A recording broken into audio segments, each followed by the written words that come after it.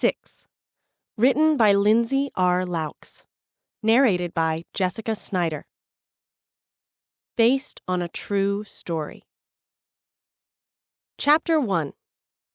No amount of squeezing my ordinary mind grapes could have prepared me for the day after I saw the strange lights, or that they'd change my life forever. Anne! Mr. Garibald snapped and pointed at the lunch line with a raised eyebrow. Like a good little student, I shuffled into place, one of my middle fingers planted inside my pocket, with its message aimed at him. What a tool! How many times did I have to explain I'd brought my lunch from home, inside the brown bag I carried in plain sight? No lunch line needed. High school was good for one thing, teaching me what our cattle must have felt like on the farm. Sorry, cows. The lunch line crawled along while I stared at the hairy mole on the back of Zachary Dormison's neck. The hair curled into the number 6 over his shirt collar when he moved. Any appetite I might have had vanished. But I tried to blank it all out. The squelch of macaroni salads splatting onto the trays, the slamming noise as the friendly cafeteria ladies shoved them across the counter to hungry students. That the number 6 kept haunting my day. So I could focus on what I desperately needed to tell my best friend, Becky. It was major, like way beyond anything my text to her this morning could do justice. Just thinking about it spiked my heartbeat. After leaving Zachary and his mole, I crept along on my tiptoes under Mr. Garibald's scowl to our table. Finally. "How did you do on your English test?" Becky asked as soon as I sat down. I blinked. No. No? She frowned as she dug into her hamburger with her elbows propped on the table. I don't want to talk about that. Her green eyes narrowed, scrunching up the freckles scattered across her nose. So you failed? I heaved a breath, reprogramming my brain to dismiss the question so we could focus on more important things. Becky was a bit of a whipsnapper when it came to grades. Everyone's grades. Even the dust bunnies that lived on the windowsill behind her. It might have been annoying if I hadn't needed a kick in the head every once in a while to make me actually care. No way I'd repeat sophomore year. My English test was the greatest English test. I have the best English tests, okay? I'd probably squeaked by with a C- at best. Now sit back and relax, Bex, because do I have a story for you. She wiped her mouth with a paper napkin and adjusted a lock of auburn hair behind her ear. Is this about the lights in the sky you thought you saw? A giant horned beast slammed into our table. Wait, no, just my little brother's tuba case. But I yelped anyway. Sorry. He placed it underneath the window and then held out his hands as if to ward off the stares and smirks of the nearby tables. I'm sorry, everyone. Go on about your business. Nothing to see here. My brother, the clueless pain in my ass since his birth. Louis, I hissed. Sissy doodles, he hissed back. His dark hair flopped over one side of his face, and the weird triangle on his necklace swung free of his flannel collar when he plopped down next to me. Typical sisters would slither away from their brothers in the high school cafeteria, but my rank on the social totem pole couldn't be any lower. Besides, if he wasn't right next to me, he was usually a bully favorite. I sucked at a lot of things, but being a big sister wasn't one of them. Still, I didn't have to like him either. Why didn't you park your instrument in the band room, like a normal person? I asked. Because I don't worship Mrs. Birkins. He swiped a French fry off Becky's tray with a wink. Becky blushed. She'd been doing that a lot lately whenever Louis was around. I wanted to think she was allergic, but I had my doubts. Mrs. Birkins wanted me to come by after band class for a chit-chat. Her words. And I refused, Louis said. I shook my head. How is talking to her the same as worshiping her? Well, apparently you don't know Mrs. Birkins. He shoved the fry into his mouth. He was right, because I took choir and sat in the back row with all the other note manglers. Louis mastered everything he touched, thanks to his extraordinary brain. He'd skipped 4th grade and could have easily skipped several more, but didn't for his social well-being, which is how he wound up a really immature freshman.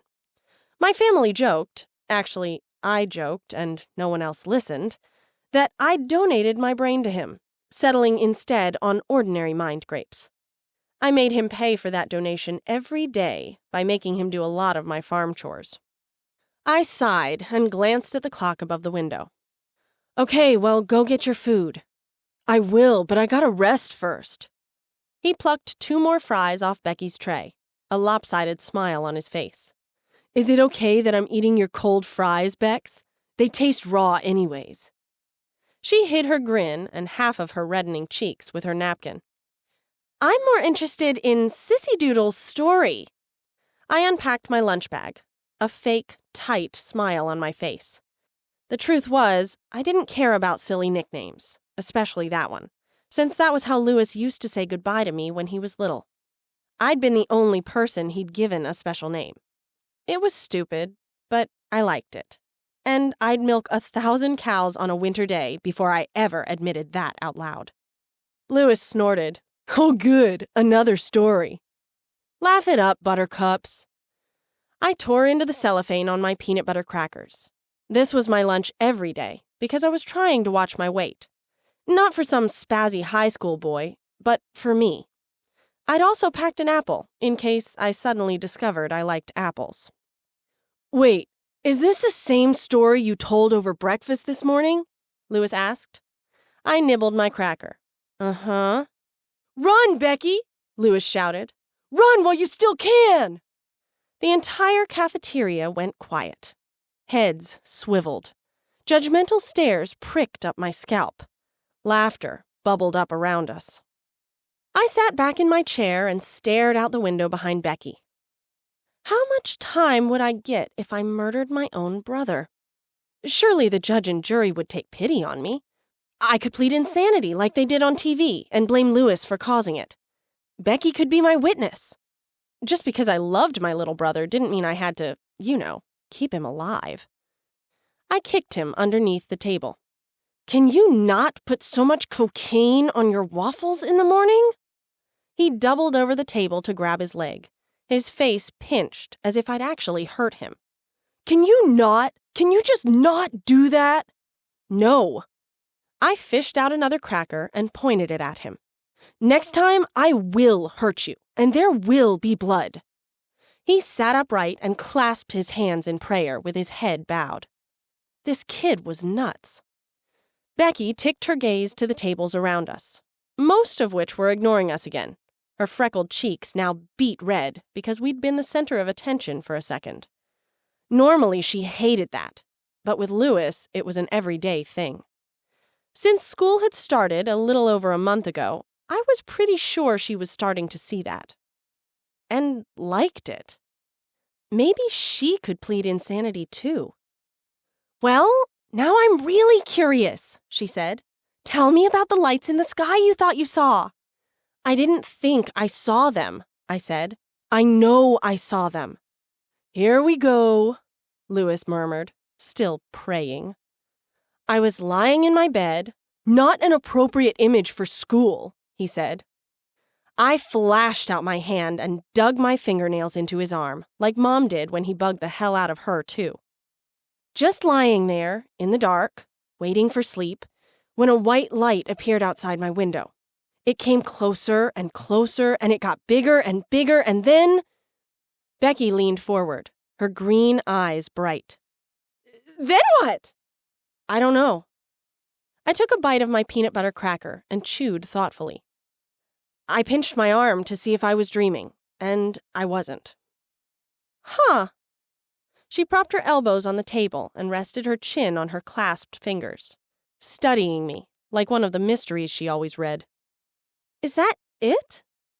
No. The light zipped through the air like a balloon losing its helium. Then it was gone. After that, I think I must have blacked out or fell asleep or something. What do you think it was? Becky asked. Louis took my hand from his arm. Headlights. We live out in the middle of nowhere. Airplane. Airplanes don't act like that. Weather balloons. No, Louis, it didn't look like that. Meteor shower. Louis, falling star. You know what I saw, Louis Chester Rhodes? I snapped. He dropped his prayer hands in his lap and fell quiet, but there was a skeptical twist on his mouth. UFO, Becky whispered, her eyes wide. Do you believe me? I pleaded. She shrugged. I mean, it wouldn't be the first time this kind of thing happened, right? To me, yes. I leaned toward her. But you believe me? I believe you saw something, yes. She glanced at Louis. Way to play it vague, Bex, he said, igniting her blush all over again. I'm not denying aliens exist, but why would they come here? Not to seek intelligent life, that's for sure. Have you seen the state of the world lately? Yes, Louis News Channel 10, I sighed. Thanks for that report.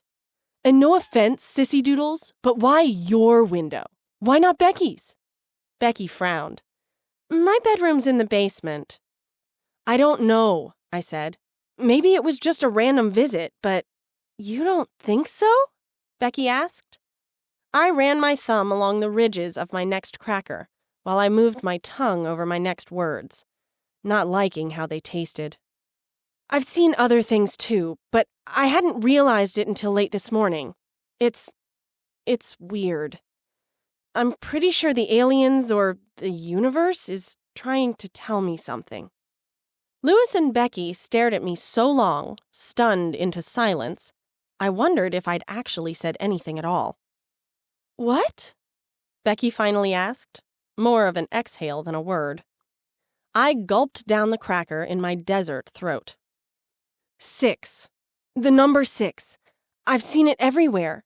I woke up at 6:06 a.m. My math quiz had 6 questions on it. My grade in English is a 66%. I have 6 crackers for lunch. Zachary's mole hair is shaped like the number 6. Louis covered his mouth and fake gagged. Let's pretend you didn't say that last part.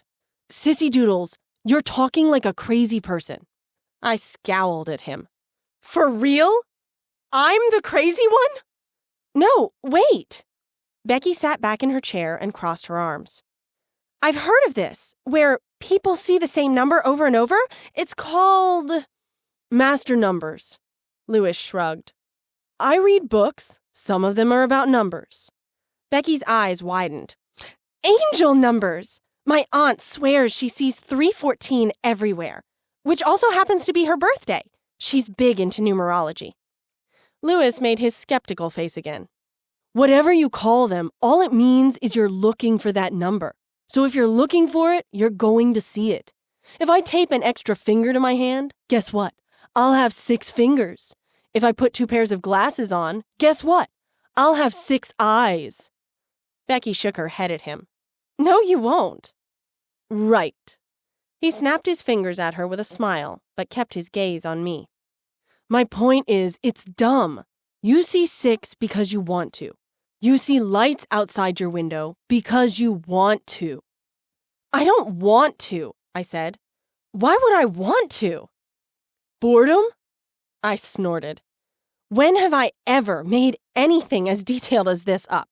Besides, you know what I do when I get bored. You walk, Becky said. I nodded, happy to have someone who knew me better than my own brother. Becky raised her eyebrows at Louis. She's right. It isn't her style to make stuff up. He threw his hands in the air. Then you're trying to get attention. I don't know. Trying to get...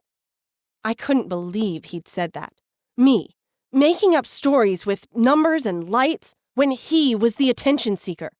I zeroed in on him with my big sister I will cut you eyes, like I always did when I'd had enough, until he sagged back into his chair, unnaturally quiet. Go get your lunch, Louis. He shoved to his feet and swayed as if he wasn't sure if he should say anything else. Finally, he turned and dragged himself to the end of the lunch line, his frown as droopy as his slouch. It's selfish to think we're all alone in the universe, Becky said, staring after him with googly eyes. It's about time the aliens got here. Unless they're the violent kind. I shifted my chair, blocking her view of my brother. Someday I'd make her admit her weird crush, but today was not that day. I barely had the stomach to see it, never mind hearing about it. She looked at me and shook herself, all innocence once again. Yeah, unless they're the violent kind. Chapter 2. The sixes wouldn't end. The rest of the day, it was like neon lights strobed the number in a dizzying pattern on the floor tiles, swimming up through the bottoms of my feet and burning out my eyes. My ears, too. Even sounds had taken up the number as their very favorite. Mr. Garibald knocked 6 times at Miss Stevens' door. The speaker during end-of-day announcements had squawked 6 times. Lockers slammed closed in groups of 6, one right after the other, and then a long pause until 6 others closed. It was like someone was trying to tell me something. Maybe a warning. Worry sank deep into my chest on the bus ride home. It was kind of stupid, since I didn't even know if the lights and 6s were related, but I couldn't shake the feeling that they were. Whatever those things meant, I was sure it wasn't good. Louis sat next to me, his tuba case bumping my knee every time the bus bounced over the dirt road toward our farm. He was quiet, likely because he thought I was still mad at him. I let him think that. Unlike Mom and Dad, my world didn't revolve around him.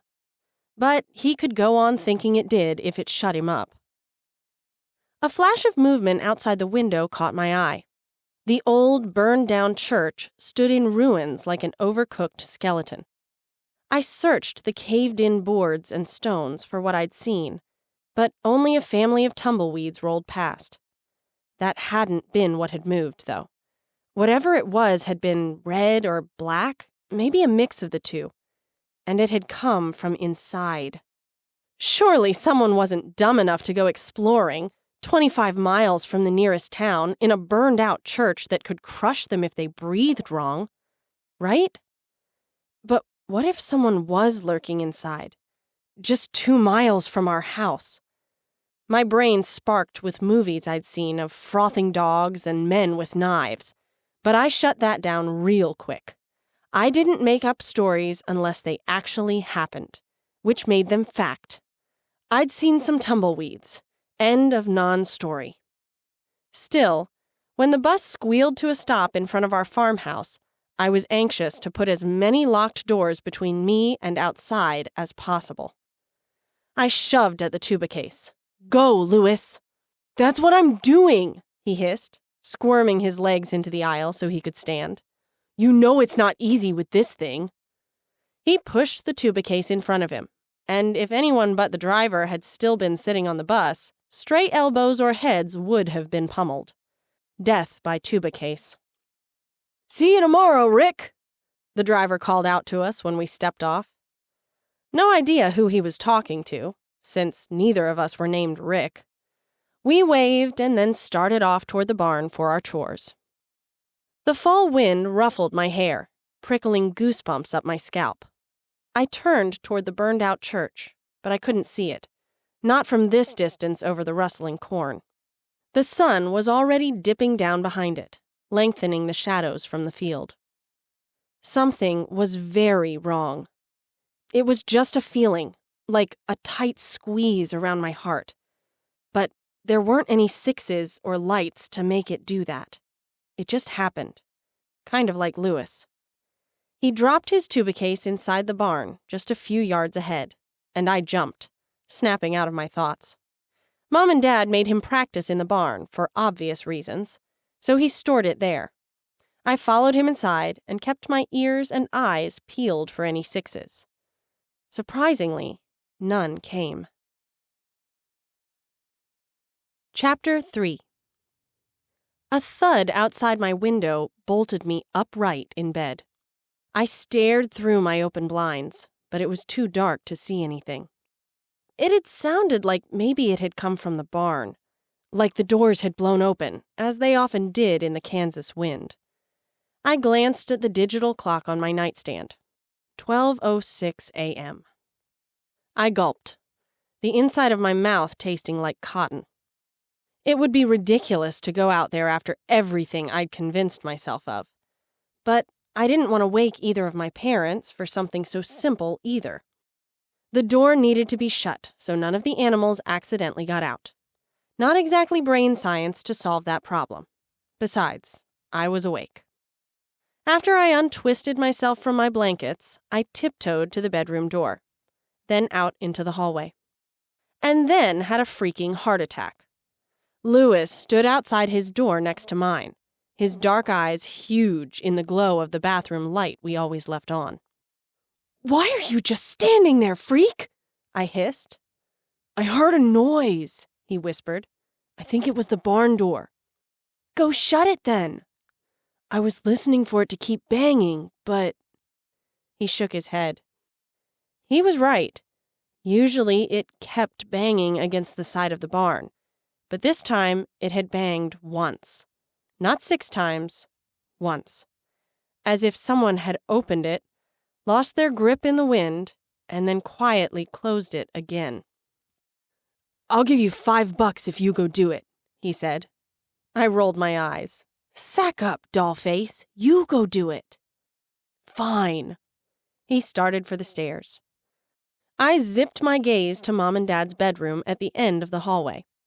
Maybe one of them was out there checking on Lady Jessica, our pregnant mare. I hurried to their door and peeked in, but both of them were out cold. So I ran downstairs after Louis. The pinching feeling around my heart was back, squeezing tighter by the second. The front door clicked softly closed, and I leaped the last 6 steps. Louis shouldn't be out there, not without me to protect him. From what, I didn't know, but whatever it was made me feel sick. I jammed on a pair of shoes by the door and then threw it open. Wind blasted inside and tossed my hair around my head. I barreled into it, closing the door behind me, not able to see anything until I raked my hair out of the way. Louis bent into the wind on his way to the barn. The barn with a closed door. Either that hadn't been the sound we had heard, or someone really had opened it, closed it again, and was inside. Maybe the same person I thought I'd seen in the burned-down church. I raced after Louis, determined to get there before he did. He must have heard my footsteps crashing toward him over the howling wind, because he turned, a giant question mark on his face. "Go back in, I got this," I said, breathless, and passed him. Pretty sure I didn't have this, though. I skidded to a stop outside the barn door, my ears burning for a sound that would explain what we'd both heard. Because I didn't want to go in there to check around. Not by myself, but not with Louis either. He stepped up next to me, hugging his arms around his skinny body, squinting as the wind whipped around us. He listened about as well as I did. At least with him next to me, I could keep an eye on him, or tell him to run to Mom and Dad if needed. He glanced at me, a worried pucker digging between his eyebrows, likely thinking the same thing I was. Why was the barn door closed if we'd heard it slam open? I lifted the lever and opened it. Louis rushed inside and to the right to flip on the lights. I latched the door behind us and whirled around to face the barn. Inside were normal barn things: hay, dirt, poop, and animals. All good things, but not under flickering overhead lights. They blinked on and off, swallowing the barn in complete darkness before sputtering back on again. I dove for the large flashlight on top of an old tree stump just inside the door. Louis tripped over his tuba case in his hurry to get by my side. I flicked on the flashlight, which blinked in the same rhythm as the overhead lights. Steady, unlike my heartbeat knocking against my ribs. I didn't know what was happening, but we needed out of here, now. With the flashlight shaking in my hand, I lifted it toward Louis's face. His eyes widened as he seemed to read my face, and he gulped so loud I heard it over the wind. A thud sounded at the back of the barn. Loud. Wood against wood. In quick bursts of 6, and then a pause. Louis gasped. I gripped his hand and backed us into the door, shining the sputtering flashlight in front of us. Shadows bounced, creating movement where I didn't think there was any. Still, we were out of here. Thud, thud, thud, thud, thud, thud. I lifted the lever on the door with my flashlight hand and squeezed Louis's with my other one. We rushed outside, closed the door, and then ran toward the house. The wind rushed us, slowing our steps, blinding me with my hair. I couldn't see anything. The flashlight had died, along with every other light in the house. The generator would kick in if the lights didn't. Any minute now. I dropped the useless flashlight so I could hold the hair out of my face. A tug at my arm stopped my slog toward the dark shape of our house. Louis stood still, staring down the side of the barn toward the swaying cornfield. His mouth moved, but I couldn't hear a thing. "Louis!" I shook his arm until he looked at me. And then I wished I hadn't. His face was ghost white, and he trembled so hard tears leaked from his eyes. A sinking, horrible feeling shoved down to my toes because I didn't know what was wrong.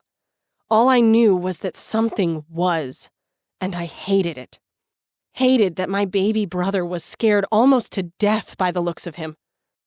His watery gaze lifted above my head, and his mouth popped open in what might have been a scream if I'd let him stick around. I released his hand and pushed him. "Run!" He did. Without seeing which way he went, I did what I usually did when bullies attacked Louis. I pretended I was a knight and sworn to protect him, like I'd done ever since we were little. I whirled around with an uppercut, but my knuckles met empty air. What had Louis seen? More importantly, where had he gone? "Louis!" I screamed, but the wind sliced his name up like confetti. With the clouds tumbling across the moon, I couldn't see jack. I clawed my hair out of my face, searching while I backed up to the front porch. He would have gone inside if he'd been able, so I ran up the steps and opened the front door.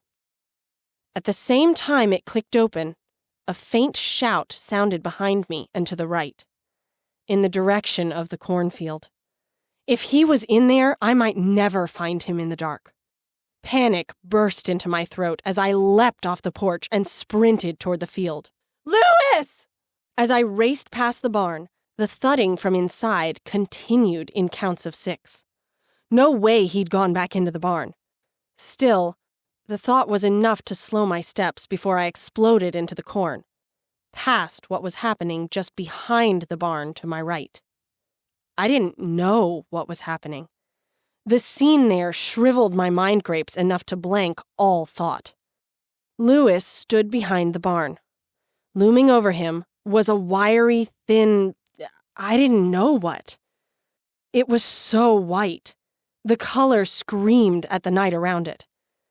It had impossibly long legs, arms, and fingers, 2 fingers on each hand.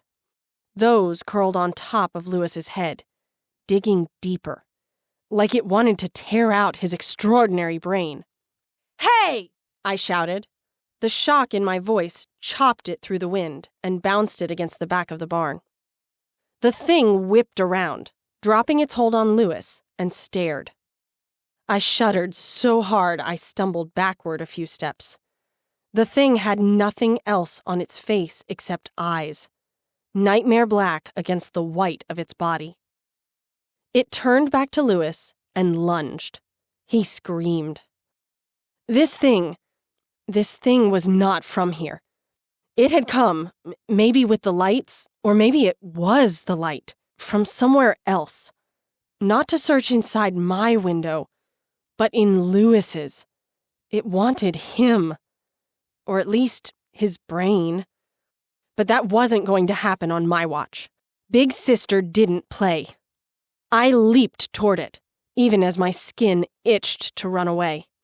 A war cry rose up from my belly and tore from my mouth. I barreled into it, sending it sideways away from Louis. But it had latched onto his arm and pulled him with it. They crashed to the ground with Louis on top. I kicked, sank to my knees, and punched everything white and not covered in flannel pajamas. Louis scrambled free, but the thing caught him by the ankle and twisted. Cracking bone rolled my stomach into a tailspin. That was nothing compared to the rage boiling to my fists, though. Louis went as pale as the alien and flopped to his side in the dirt, stretching his hands toward his unnaturally bent ankle, his mouth stretched in a pained O. It lunged toward him again. Another war cry peeled off my tongue as I followed it.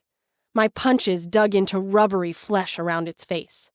I caught it in one of its eyes, and it stared, dazed. So I did it again, this time in another eye. It had 6 eyes scattered across its face, as dark as the space between stars.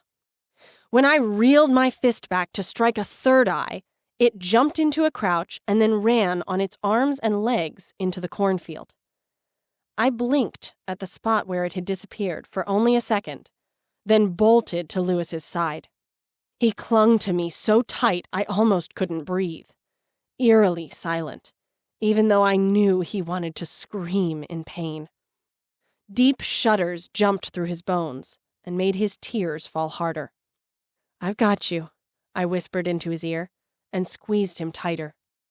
I had to get him to the house, but with him hurt, that would be a chore. And what if there was more than one of those things out there?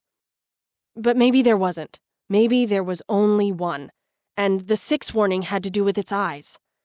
It had seemed like it hadn't wanted me to hit it in its third eye. But what if I had? What would have happened if I'd hit him in all 6 of them? "Louis," I leaned away to wipe the tears from his cheeks. "I can't carry you. You're going to have to lean on me, okay?" He nodded, shivering so much his head sprang about like a bobblehead.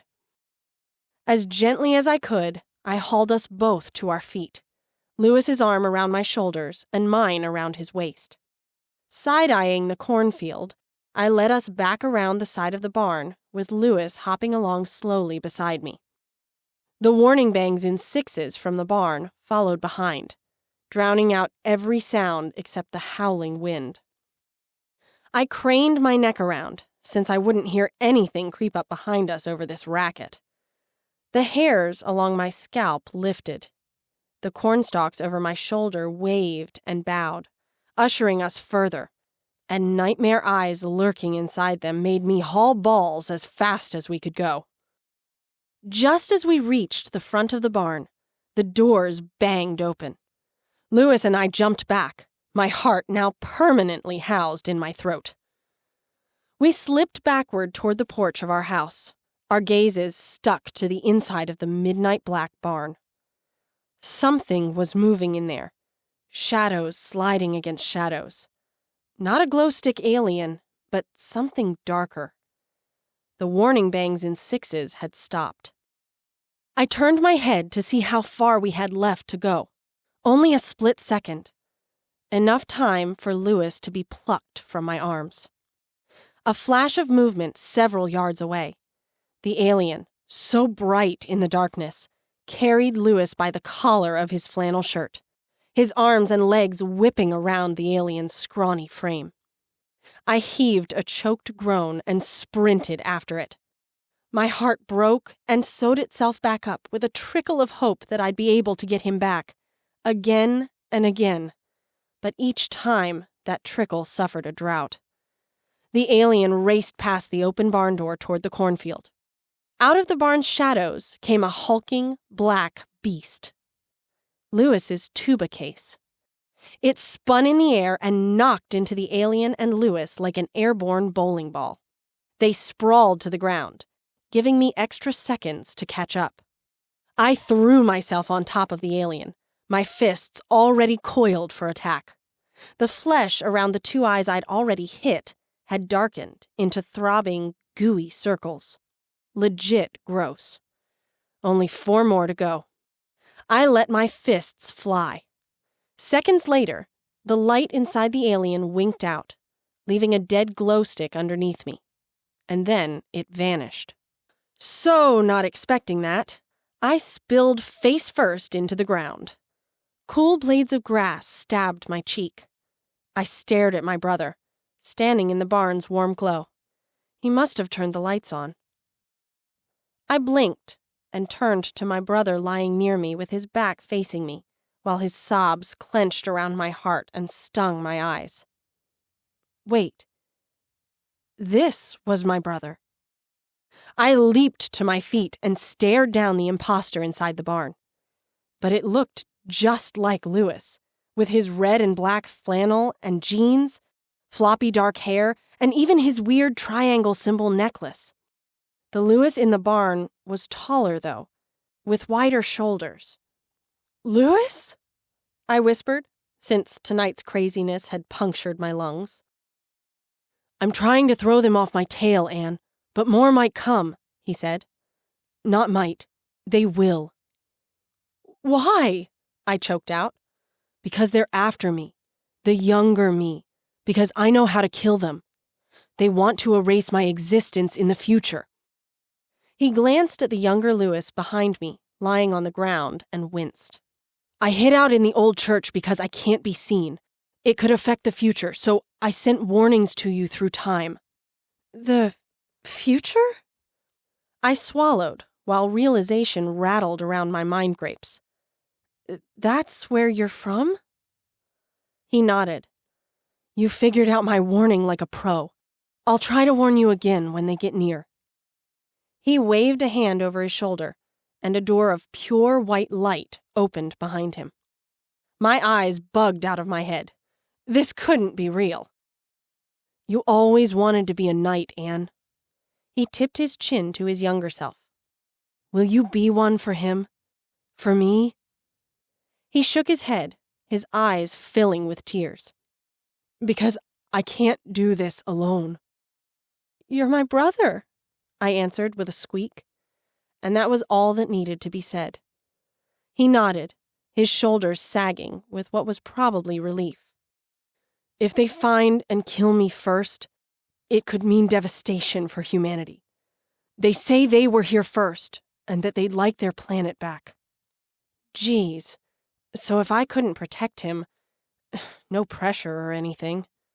He stepped inside the glowing doorway. "Don't forget my tuba's still outside, and close the barn doors so Mom and Dad don't get mad. The younger me, just have a broken ankle. I'll be fine." He flicked his gaze to mine again, his eyes bright. "I know I'm asking a lot of you for your protection, but I'll make this up to you, sissy doodles." Something about his tone splashed tears down my cheeks. He sounded like he'd already lost so much. "Darn right you will," I choked out. With a faint smile, both he and the doorway vanished. I inhaled a deep, shaky breath and stared over my shoulder at Louis, the other one. I'd always been his protector. Not like I could stop now anyway. After stashing his tuba case in the barn and dragging the doors closed again against the wind, I led him back to the house, my eyes and ears on alert. More might come. Not might. They will, future Louis had said. When? How many? What if I failed to protect him? Devastation for humanity, he'd said. I didn't have to squeeze very hard to get that message. Once inside the house, I flicked on the lights. The electricity had kicked back on. I made sure the door was locked by checking it about 50 times, while Louis buried his head in my shoulder, refusing to let go, even though he had to be in so much pain. I peed myself, he whispered. I moved my lower half away from him, slowly guiding him toward the kitchen so he could sit, and rubbed his back like Mom did when we were sick. It's okay. I gave myself bonus points for not saying ew. Were you talking to someone in the barn? Lewis had said he couldn't be seen, or it could affect the future. But what about me? Did my knowing not affect the future? If he couldn't be seen, then he couldn't be heard either, I supposed. No. You saved me, he said. I bit down on a sigh, but it was the tired kind more than anything else. It didn't sound like I was done with the saving. The end.